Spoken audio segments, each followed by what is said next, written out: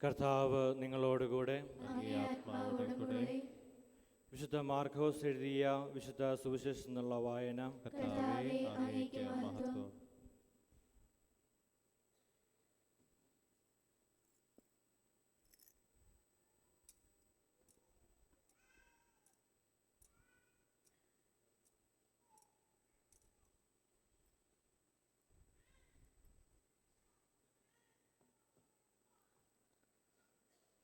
അക്കാലത്ത് ഫരിസേയരും ജെറുസലേമിൽ നിന്ന് വന്ന ചില നിയമജ്ഞരും യേശുവിന് ചുറ്റും കൂടി. അവൻ്റെ ശിഷ്യന്മാരിൽ ചിലർ കൈ കഴുകി ശുദ്ധി വരുത്താതെ ഭക്ഷണം കഴിക്കുന്നത് അവർ കണ്ടു.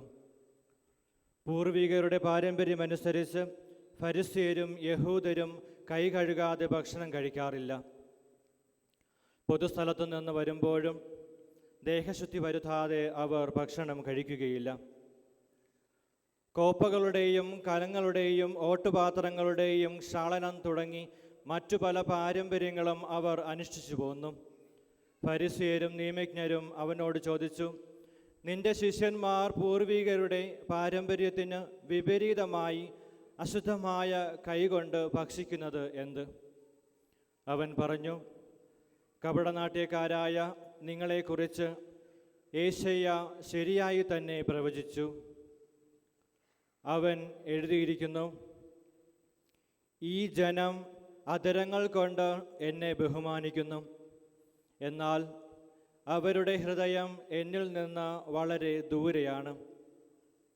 വ്യർത്ഥമായി അവർ എന്നെ ആരാധിക്കുന്നു. മനുഷ്യരുടെ കൽപ്പനകൾ പ്രമാണങ്ങളായി പഠിപ്പിക്കുകയും ചെയ്യുന്നു. ദൈവത്തിൻ്റെ കൽപ്പന ഉപേക്ഷിച്ച് മനുഷ്യരുടെ പാരമ്പര്യം നിങ്ങൾ മുറുകെ പിടിക്കുന്നു. ജനങ്ങളെ വീണ്ടും അടുത്തേക്ക് വിളിച്ച് അവൻ പറഞ്ഞു, നിങ്ങളെല്ലാവരും എൻ്റെ വാക്ക് കേട്ട് മനസ്സിലാക്കുവിൻ. പുറമേ നിന്ന് ഉള്ളിലേക്ക് കടന്ന് ഒരുവനെ അശുദ്ധനാക്കാൻ ഒന്നിനും കഴിയുകയില്ല. എന്നാൽ ഉള്ളിൽ നിന്ന് പുറപ്പെടുന്നവയാണ് അവനെ അശുദ്ധനാക്കുന്നത്.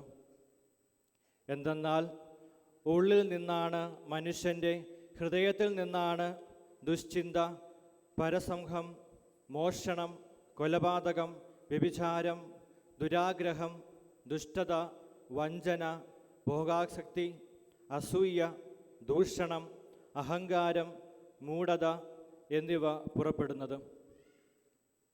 ഈ തിന്മകളെല്ലാം ഉള്ളിൽ നിന്ന് വരുന്നു. അവ മനുഷ്യനെ അശുദ്ധനാക്കുകയും ചെയ്യുന്നു. കർത്താവിൻ്റെ സുവിശേഷം. ക്രിസ്തുവേ, അങ്ങേക്ക് സ്തുതി.